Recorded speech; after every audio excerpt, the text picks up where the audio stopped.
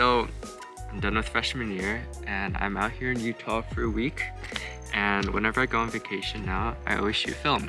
So this vacation I want to try comparing the shooting experience between color film, and black and white film.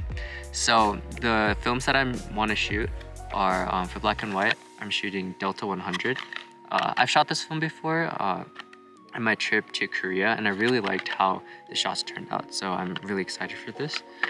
And then Ektar 100 is a film that I've never shot before, and so I don't really know what to expect from this film, but I mean, it says it has the world's finest grade, so I mean, we'll see how it goes.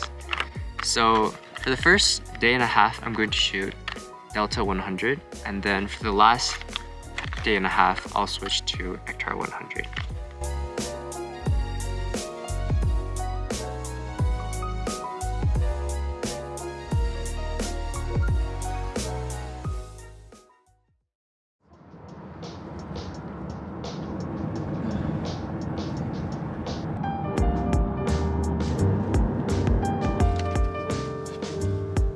Can I have a map?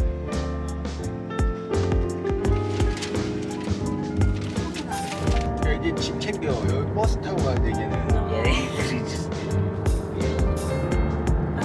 여기서 사진 있다가 반대 해놨지. I don't believe I found it. Whoa! Yeah.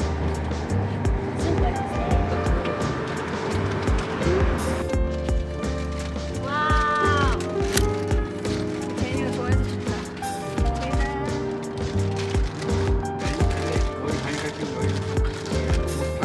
So when I shoot black and white photography, I always look for light intensity. So like where the dark areas are and where the light areas are. Because when color stripped away from what you're taking pictures of, you only have light intensity and composition to work with. And so I find that my shooting style really changes compared to how I shoot digitally when I have to shoot in black and white film. And I think you can see throughout my images how I try to use these really dark areas and light areas of a scene to make a contrasting image.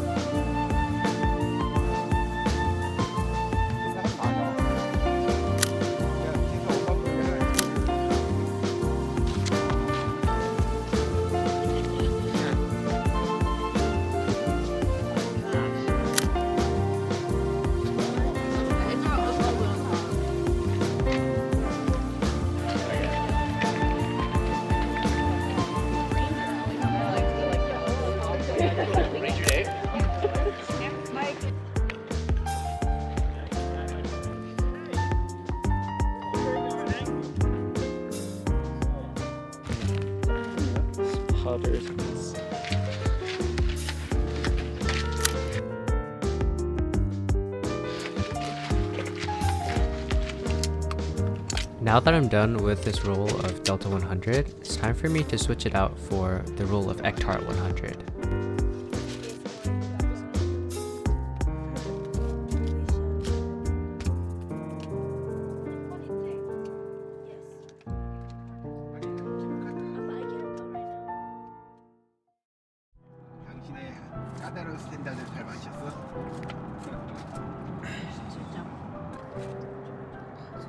때 어떻게 200점이 되는 얘들아 앞에 좀 보면서 먹어도 좀 좋아요. But I'm too focused on eating. 오빠 찍고 있어요. 멋있다. 그러면?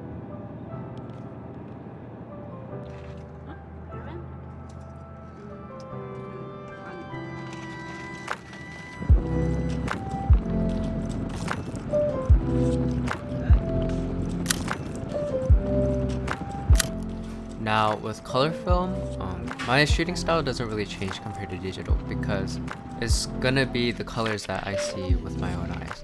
Of course, because it's film, the colors aren't going to be exactly what I see with my eyes, and so I don't really know what my final result is going to be, but the shooting style doesn't drastically change as much as it does with black and white film.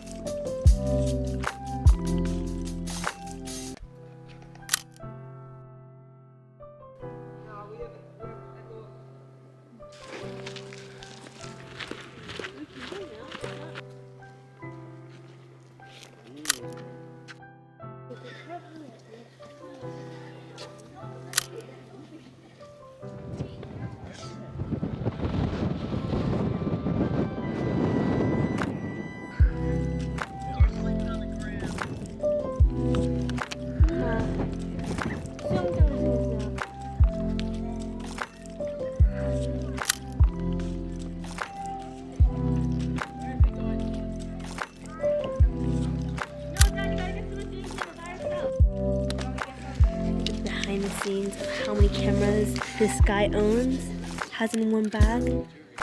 Today there was a thunderstorm and Josh had this backpack on. This is a jackpot for anyone who wants to get electrocuted.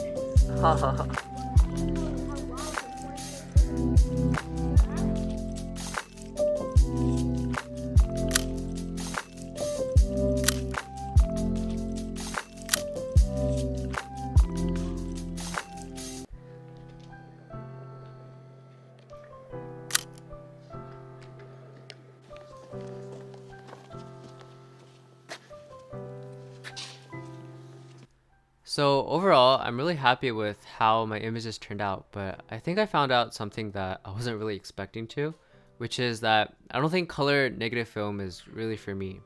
So earlier, I talked a little bit about how black and white film makes me shoot in a different way, but then color negative film doesn't really make me look at things differently like that.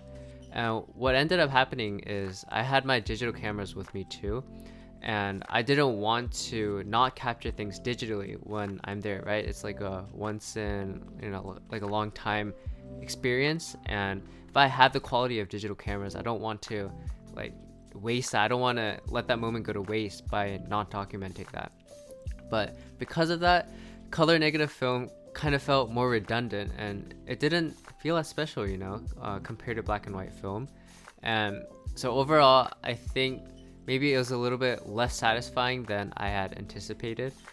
Also, on the internet and YouTube, there are some people who like to bash Ektar because they say that the film makes skin tones look kind of weird, and I think I kind of see what they mean. The colors aren't as pleasing as, say, like Portra 400, So in the future, I'm probably not going to shoot Ektar 100, but I'm glad that I at least tried it during this road trip. And honestly, that's the whole spirit of film for our generation, right? We haven't had the experience of taking photos in an analog fashion, and so everything about film is like a new process, and it's a new experience, and it's about trying new things. So that's why, even though I'm not entirely happy with how Ektar 100 turned out, I'm still happy that I tried it because I tried something new.